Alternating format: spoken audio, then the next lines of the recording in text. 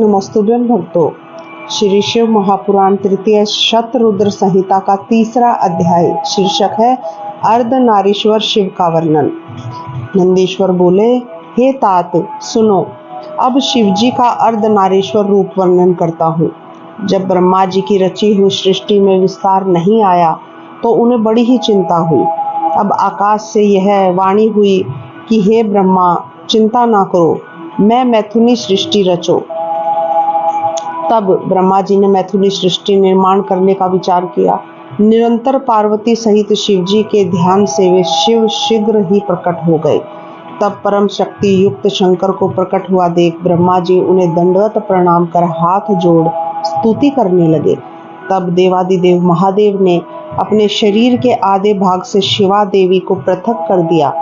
तब उन परम शक्ति को शिवा से पृथक हुआ देख विनयितात्मक ब्रह्मा प्रणाम कर उनकी इस प्रकार स्तुति करने लगे। हे शिवे, परमात्मा शिवजी से ही समस्त सृष्टि का सृजन हुआ है। अब मैं एक मैथुनी सृष्टि रचना चाहता हूँ। तुम ही सबकी ईश्वर हो, अतएव मैं तुम पराशक्ति की प्रार्थना करता हूँ। हे शिवे, अब आप मुझे नारी कुल की सृष्टि करने की शक्ति दीजिए। आपको मेरा नमस्कार है। हे वर देवेश्वरी, मैं एक और वर आपसे मांगता हूँ। हे शिवे, आप चराचर संसार की वृद्धि के लिए मेरे पुत्र दक्ष की पुत्री होइए।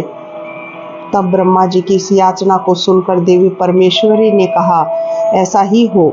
यह ऐसा कह करके ब्रह्मा जी को अपनी शक्ति दी। जगन्मयी शिवा ने तत्काल ही उस शक्ति के बोहों के बीच में अपने ही समान कांति वाली एक दूसरी ही शक्ति का निर्माण किया।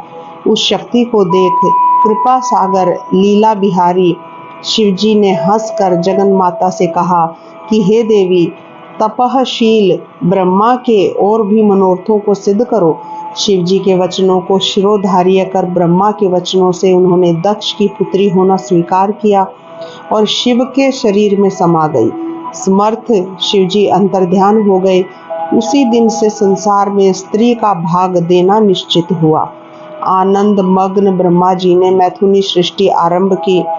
यह अत्यंत श्रेष्ठ शिवजी का आख्यान मैंने तुमसे कहा, जो अर्धनारीश्वर नाम से सज्जनों का मंगल करने वाला है।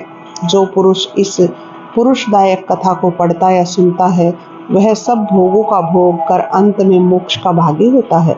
इस प्रकार श्री शिव महापुराण तृतीय शतरुद्र संहिता का तीसरा अध्याय समाप्त होता है। श्री शिवाय नमस्तुभ्यं भक्तों।